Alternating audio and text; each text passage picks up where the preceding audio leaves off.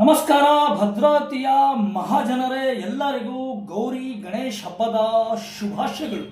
ಹೋದ ವರ್ಷಕ್ಕಿಂತ ಇನ್ನೂ ಅದ್ಧೂರಿಯಾಗಿ ಈ ವರ್ಷ ಗಣೇಶನ ಹಬ್ಬ ಬಹಳ ಜೋರಾಗಿ ತಾವೆಲ್ಲ ಆಚರಿಸ್ತೀರಾ ಅಂತ ನಮಗೆ ಗೊತ್ತಿದೆ. ಇನ್ನೂ ಜೋರಾಗಿ ಆಚರಿಸಿ. ಎಲ್ಲರಿಗೂ ಹಬ್ಬದ ಶುಭಾಶಯಗಳು. ಮತ್ತೆ ನನ್ನ ಫೇಸ್ಬುಕ್ ಫಾಲೋವರ್ಸ್ ಏನು ನಮ್ಮ ಮಿತ್ರರು ಇದ್ದಾರೆ ಅವರಿಗೂ ಸಹ ಧನ್ಯವಾದ. ಎಲ್ಲರಿಗೂ ಖುಷಿಯಾಗಿ ಈ ವರ್ಷ ಗಣೇಶನ ಹಬ್ಬವನ್ನು ಆಚರಿಸ್ರಿ, ಭಾಳ ಹ್ಯಾಪಿಯಾಗಿ ಆಚರಿಸ್ರಿ. ಸ್ನೇಹಿತರೆ, ಈ ಒಂದು ಮಾತನ್ನ ನಿಮಗೆ ಹೇಳಕ್ ಬಯಸ್ತೀನಿ. ಪ್ರತಿ ವರ್ಷ ನಾವು ಗಣಪತಿನ ವಿಗ್ರಹವನ್ನು ತೊಗೊಂಡೋಗ್ಬೇಕಾದ್ರೆ ಮನೆಗಳಲ್ಲಿ ದೊಡ್ಡ ದೊಡ್ಡ ಟ್ರ್ಯಾಕ್ಟರ್ಗಳಲ್ಲಾಗಿರೋರು, ದೊಡ್ಡ ವಾಹನಗಳಲ್ಲಿ ನಾವು ಏನು ಒಯ್ತೀವಿ, ಅವಾಗ ಸುಮಾರು ಕಡೆ ವಿದ್ಯುತ್ ವೈರ್ಗಳು ಗಣಪನಿಗೆ ಟಚ್ ಆಗಿ ಸುಮಾರು ಕಡೆ ದುರಂತಗಳು ನಡೆದಿವೆ. ಈ ವರ್ಷ ಇಡೀ ನಮ್ಮ ಇಂಡಿಯಾದಲ್ಲಿ ಎಲ್ಲೂ ಈ ಥರ ಘಟನೆ ನಡೀಲಿಲ್ಲಂಗೆ ನೋಡ್ಕೊಳ್ಳೋ ಜವಾಬ್ದಾರಿ ನಮ್ಮ ಸ್ನೇಹಿತರದು.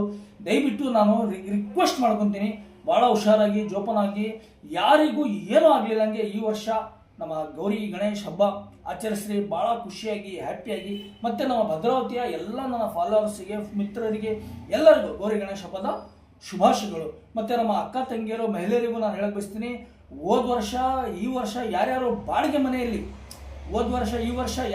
ಬಾಡಿಗೆ ಮನೆಯಲ್ಲಿ ಗಣಪನ ಕೂರಿಸ್ತಾ ಇದ್ದೀರಾ, ಅವರಿಗೆ ದೇವರಲ್ಲಿ ಅವರ ಪ್ರಾರ್ಥನೆ ಏನಪ್ಪ ಅಂದರೆ, ಮುಂದಿನ ವರ್ಷ ಸ್ವಂತ ಮನೆಗಳಲ್ಲಿ ತಾವು ಗಣಪನ ವಿಗ್ರಹವನ್ನು ಕೂರಿಸಿ ಇನ್ನೂ ಜೋರಾಗಿ ಗಣಪತಿ ಹಬ್ಬವನ್ನು ಆಚರಿಸ್ತೀರಾ ಅಂತ ಹೇಳಿ ನನಗೆ ನಂಬಿಕೆ ಇದೆ.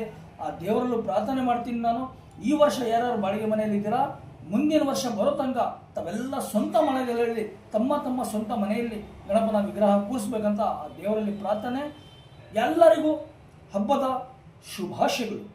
ನಮಸ್ಕಾರ.